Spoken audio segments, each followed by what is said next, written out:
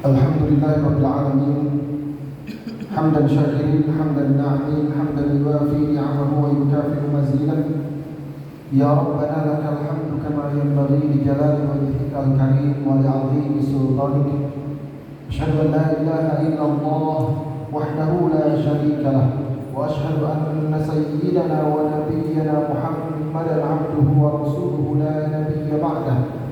Allahumma salli salata jalalin wa sallim salama jamalin ala hadrati habibika sayyidina Muhammadin wakshahu Allahumma binurika kama wasyiyathu sahabatu tajalliyat fanadhara ila wajhika al-karim bihabibatil haqa'iq kallama mawlahu al-'azim alladhi a'adahu min kulli su' Allahumma farrij karbana kama wa'adtah amma yujibul mudtarra idza da'ah wa yakshifu su' wa 'ala alihi wa mawala amma ba'd fa ya ibadallah usikum wa nafsi bi taqwallah faqad fazal muttaqun wa qala Allah ta'ala fil Qur'anil Karim wa tazawwadu fa inna khairaz zadi taqwa wattaquni ya ulil albab al-ayah wa qala ta'ala aidan wa qulna ya adam uskun anta wa zawjuka al-jannah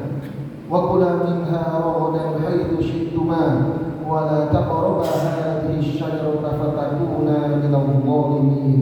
Al-ayah. Hadirin sidang Jumat rahimakumullah, alhamdulillah segala puji bagi Allah Subhanahu wa taala yang telah memberikan keberkahan kepada kita semua sehingga dapat melangkahkan kedua telapak kaki kita menuju konferensi mingguan umat Islam pada hari yang mulia di tempat yang mulia. Maka mudah-mudahan kita semuanya mendapatkan kemuliaan di sisi Allah Subhanahu wa taala.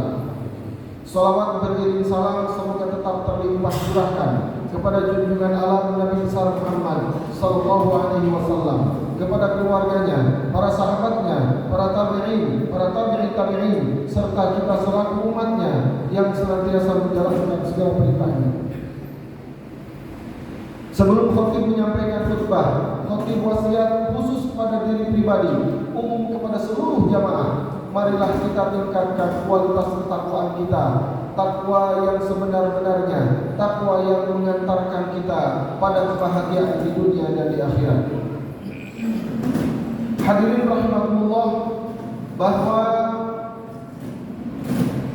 kita diberikan kesempatan oleh Allah Subhanahu wa taala untuk menjalankan kehidupan di dunia ini tidak lain adalah untuk kembali merebut tempat kita yang sesungguhnya, yaitu surganya Allah Subhanahu wa taala di akhirat kelak.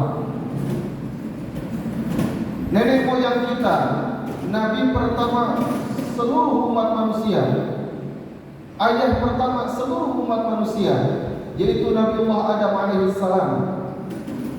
Dahulu kala, seandainya ketika kita awal pertama kali menikah kita mengatakan rumahku rumahku surgaku, berbeda dengan Nabi Adam alaihissalam. Nabi Adam justru mengatakan rumahku di surga. Tetapi kemudian seiring perjalanan waktu, kemudian terjadilah tragedi porak-porandanya rumah tangga Nabiullah Adam alaihissalam. Karena apa?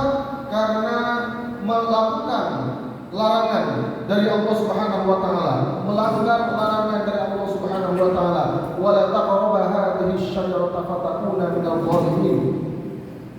Ketika kita lihat kenapa Nabi Adam mau melaksanakan larangan tersebut, maka kita lihat ternyata seluruhnya berawal dari kebencian setan atau kebencian iblis kepada Nabiullah Adam.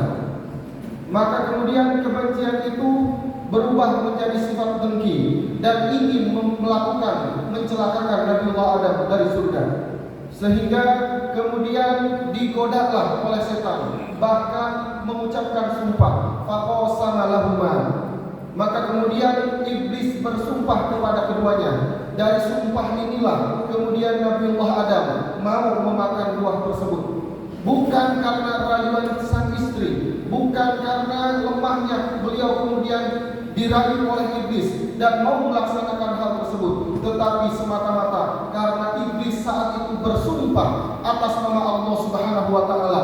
Maka di situ kemudian Nabi Adam mau memakan buah tersebut. Sehingga ketika Allah bertanya, "Kenapa engkau melakukan hal demikian?" Maka Nabi Adam menjawab, "Fa bi'izzatika ya Rabb, demi kemuliaan-Mu ya Rabb, ma'ahrifu ahadan yahlifu bika kadziban." Aku tidak tahu bahwa ada makhluk yang berani bersumpah atas namamu, tetapi dia berdusta dengan sumpahnya. Hadirin rahimakumullah, maka kemudian Allah Subhanahu wa taala memberikan bekal. Karena sekalipun mengusir keduanya dari surga, Allah tetap memberikan bekal. Yaitu apa? Kalimat-kalimat dari Allah Subhanahu wa taala. Fatalaqa Adam min rabbih kalimatin fataba alaihi innahu huwat tawwabur rahim. Nabi Adam menerima kalimat-kalimat bekal perjalanan ketika di dunia, yaitu Rabbana zalamna anfusana wa illam taghfir lana wa tarhamna lanakunanna minal khasirin. Nabi Adam tetap bertobat kepada Allah Subhanahu wa taala, kemudian mendapatkan ampunan di beberapa tahun kemudian dari Allah Subhanahu wa taala. Hadirin rahimakumullah, dari sini kita akan melihat pelajaran yang paling penting. Kenapa iblis diusir dari surga?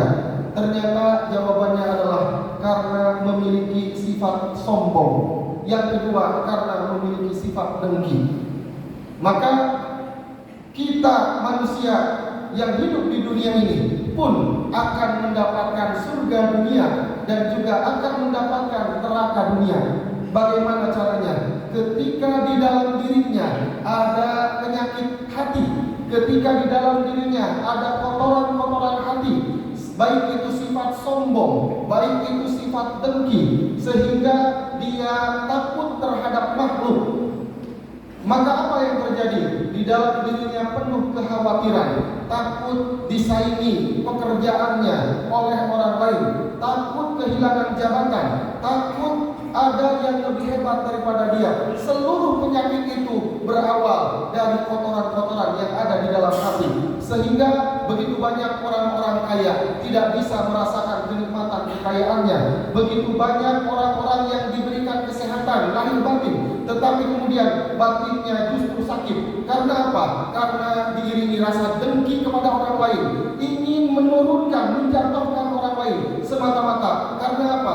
Karena begitu banyak nilai-nilai materi di dalam hatinya, sehingga dia menjadikan dunia ini bukan sebagai surga, justru dia menjadikan dunia ini sebagai neraka. Berapa banyak orang yang diberikan kenikmatan, kasur yang empuk, mobil yang mewah, rumah yang megah, tetapi kemudian di dalam dirinya begitu banyak rasa khawatir, khawatir tentang jabatannya diturunkan, khawatir tentang kehilangan harta, khawatir ada saingan dan lain sebagainya. Itu semua adalah neraka dunia.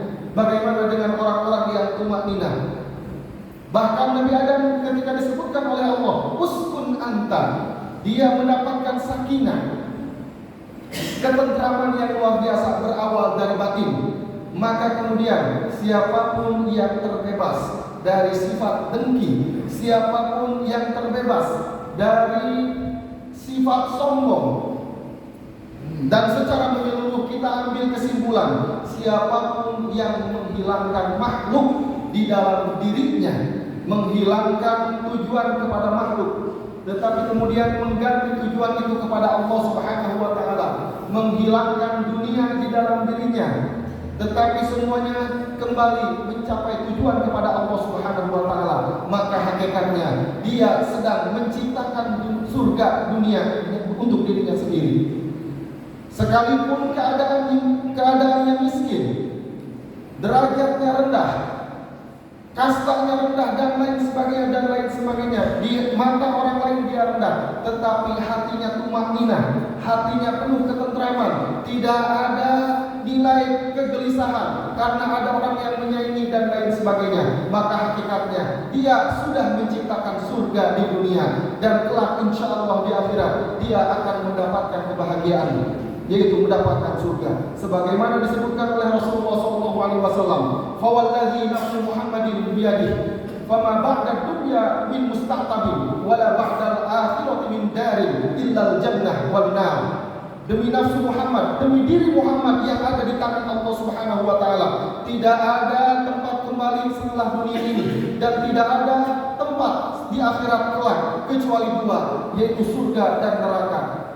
Untuk siapa neraka itu? Untuk mereka yang selalu mengejar dunia tetapi lupa terhadap akhirat. Tetapi siapapun yang mendapatkan kebahagiaan dari hati, dia menenteramkan diri dengan hatinya, kemudian dia luruskan iman kepada Allah Subhanahu wa taala, berarti yang dia kejar adalah Allah Subhanahu wa taala. Sekalipun dunia dia miliki, tetapi hatinya tetap fokus kepada Allah Subhanahu wa taala. Apa yang terjadi? Dia hakikatnya sedang menciptakan surga di dunia, kemudian kelak dia akan mendapatkan surga di akhirat.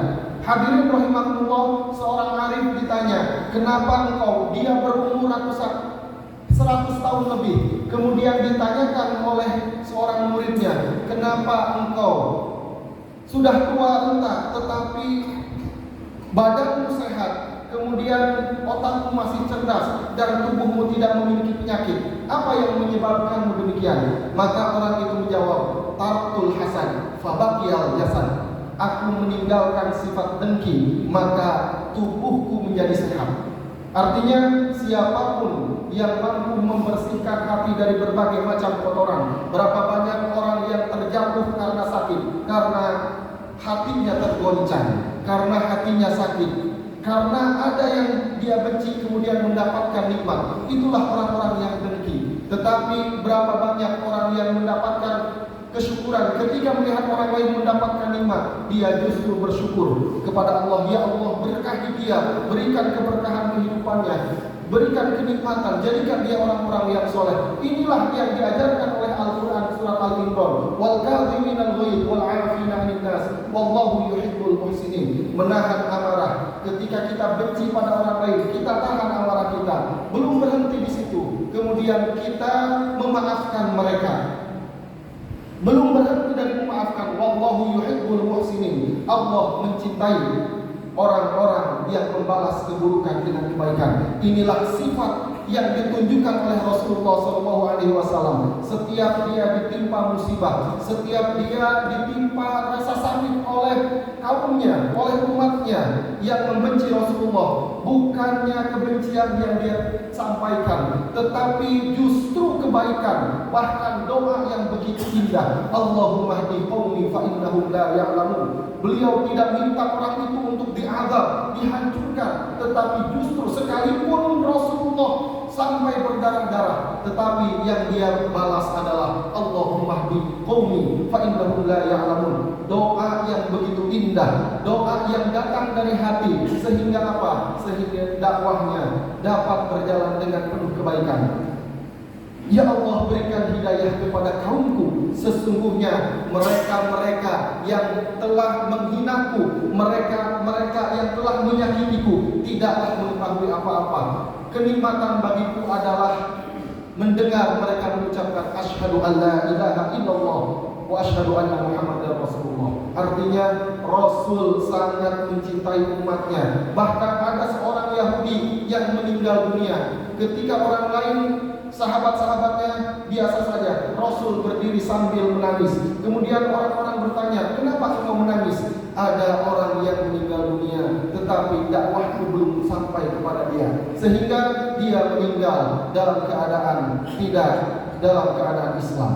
Hadirin rahimakumullah, berapa banyak di antara kita yang kadang mengatakan saudaranya tidak masuk neraka, saudaranya ahli neraka, saudaranya ahli, dia akan menjadi ahli neraka dan lain sebagainya. Tidak demikian. Kalau kita bersikap demikian, hakikatnya kita tidak sama dengan Rasulullah. Rasul justru mengajak saudara-saudaranya yang belum masuk Islam untuk masuk Islam. Tetapi berapa banyak di antara kita yang sama-sama di sesama muslim saling menyesatkan, saling mengatakan ahli neraka dan lain sebagainya. Hadirin rahimakumullah, hal ini tidak sesuai dengan ajaran Rasulullah. Rasulullah saling mendoakan ketika ada yang berada dalam melenceng dalam perjalanannya, maka kemudian dia mendoakan kebaikan, semoga Allah memberikan hidayah dan kebaikan sehingga dia mendapatkan jalan yang lurus. Inilah nasihat yang kita dapatkan dari perjalanan hidup Rasulullah. Siapapun yang ingin mendapatkan ketentraman dunia dan akhirat, tidak lain adalah berawal dari meluluskan niat, menghilangkan nilai-nilai materi di dalam hati, kemudian memasukkan Allah Subhanahu wa taala di dalam hati kita, semata-mata tujuan kita karena Allah. Nanti dunia akan mengikuti seperti kita mengejar bayangan. Kalau kita mengejar dunia ibarat kita mengejar bayangan, maka semakin bayangan itu dikejar, semakin menjauh. Tetapi jika seandainya kita berbalik dari bayangan atau dunia tersebut, maka kemudian dunia itu justru akan mengejar kita. Hakikatnya kehidupan itu seperti ini. Maka kehidupan di dunia ini hanyalah permainan, dan kehidupan kita adalah main-main. Tetapi kematian itulah yang sesungguhnya. Sejauh mana kehidupan kita gunakan untuk menjalankan atau menghadapi kematian yang sesungguhnya tersebut. Hadirin rahimakumullah, sesungguhnya pada hari Jumat ini ada waktu diijabahnya doa. Marilah kita berdoa. Mudah-mudahan saat inilah waktu diijabahnya doa. Inna min yaumil jum'ati sa'atun ijabah. Fadullah ta'ala asa an takuna hadhihi as-sa'ah. Barakallahu li wa lakum fil Qur'anil 'azim wa nafa'ani wa iyyakum bima fihi minal ayati wa dzikril hakim. Wa taqabbal minni wa minkum tilawatahu innahu huwal ghafurur rahim.